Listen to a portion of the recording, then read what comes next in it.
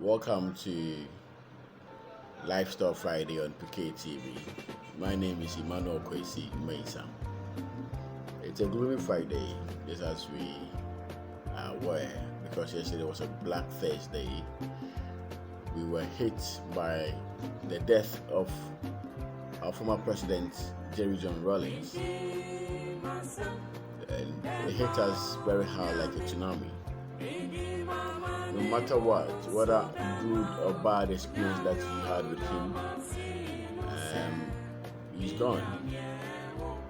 And one thing about the dead body is that no matter who is in the casket or in the coffin, maybe your enemy or your fiercest rival or competitor or whoever, a dead body is very sacred.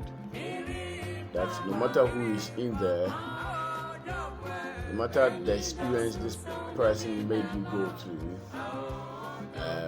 you feel something for not the person per se, but for the dead body, because you know that definitely one day you also end up like that. And so how we take this whole thing, we should just be circumspect about it, because it can happen to anybody. May you so rest in peace.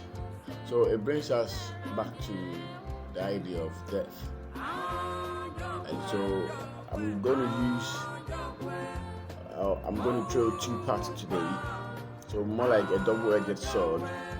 One is how we treat people when they are alive, and one is how well will we die, because death is for everyone.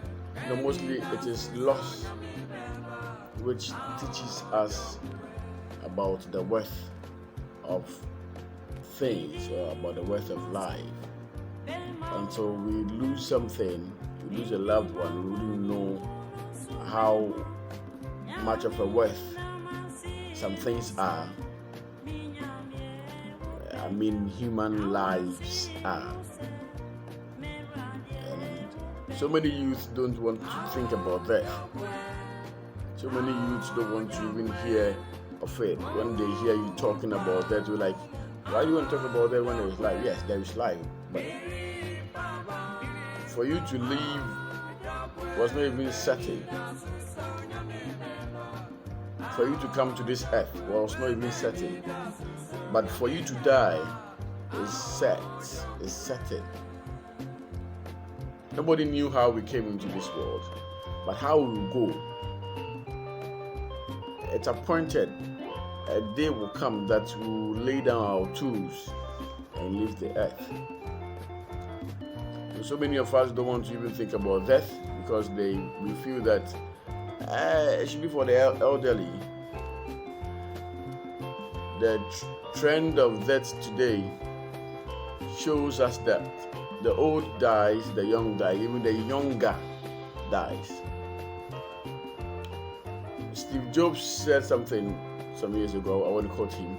He said, no one wants to die.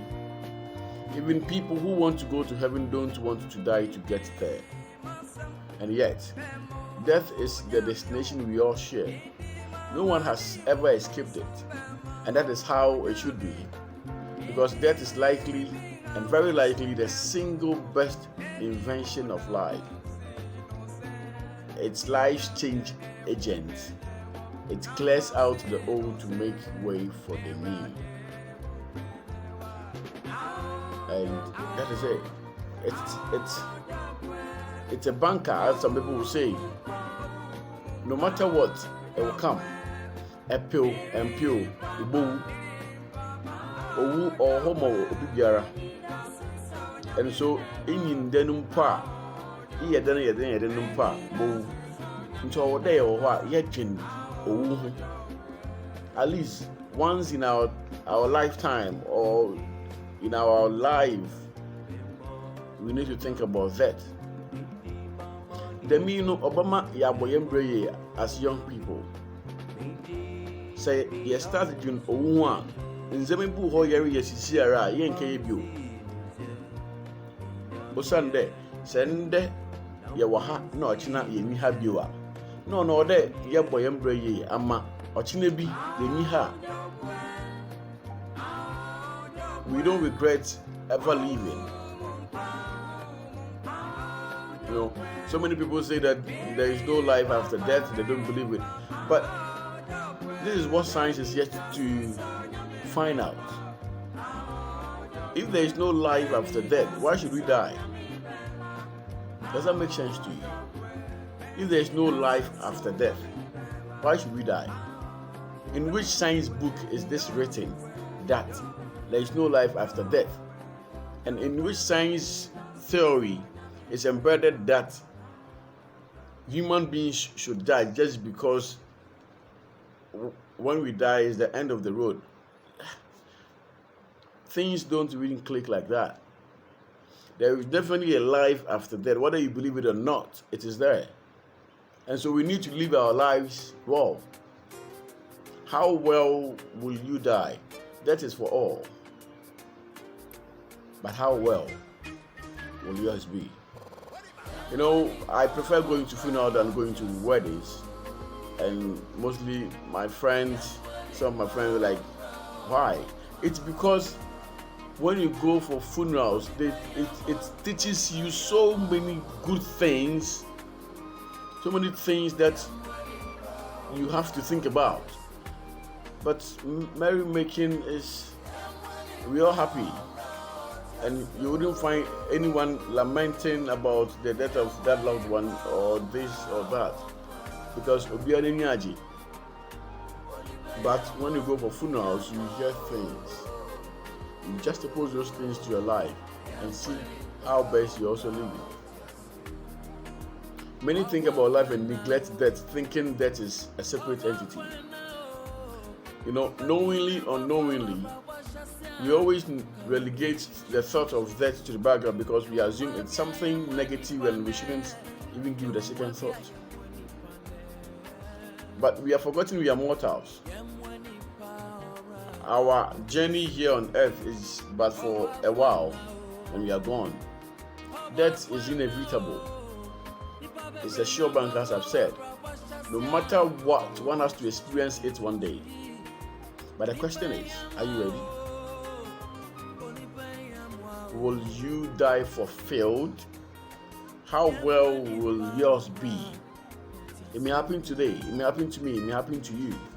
How well are we prepared for this experience? During funerals, as I said, I listen to tributes. Compare my personal observation to the proceedings. And most of the times I'm tempted to think about how well mine will be. I shed tears at times, seemingly not because of what I'm seeing, but because of what I feel deep down within me. JJ is gone today. We're not going to see him again. Perhaps in some world. He's gone. There is no way you find him on earth here again. What he did, no matter what he did, whether good or bad, is gone with him. He's going to account for whatever he did here. So will you and I account for whatever we do here on earth. And so we should always and always be pricked, always and always be informed, always and always be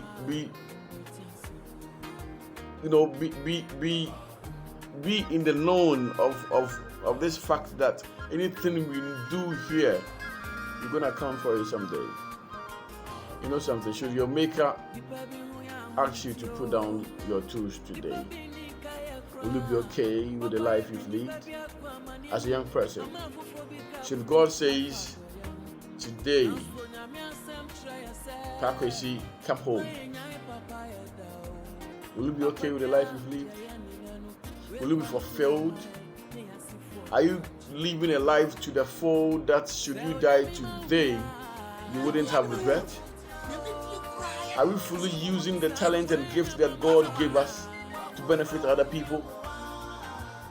Take time to think about how well you will die, even as you go about your normal schedules and normal duties.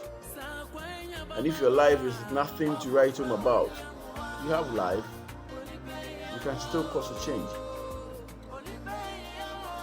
If your life is nothing to write home about, take a different turn. It's not where you die. It's not whose lap you die on. It's how well you die. And the other side of the sword is that let's not wait till people die before we say good things about them. Before, if they wrong us in any way, we let them know about it, and apologies will be rendered and forgiveness will be given or rendered. Let's not wait till the dead before we show them the love that we have for them. Let's not wait for people to die before we come writing theses about them.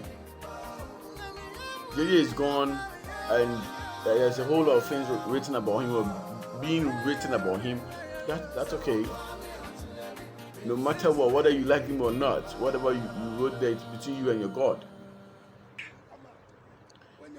The ghost or the corpse or the dead body doesn't have anything to do with what you write, doesn't know anything. It's between you and your maker. Let's not wait till they die before we show them love. Even as they are here, let's show them the love. And so show love to those who are alive. Start thinking about death. Start living your life well. Because definitely it will come. It will hit like a tsunami. And how well will you be ready? How ready will you be to meet your maker? There is something for us to ponder on. And I hope and pray that you and I will think about this, or will see that in a positive light, and think about all these things to adjust our lives and our behaviors. So at the end of the day, we wouldn't have regrets dying or going on to the other side. My condolences to anyone who's lost a loved one, and for those who are going to have funerals this weekend, my condolences to you, and may God be your comfort. That said, I'm wishing you a great day. Be good, and God bless you.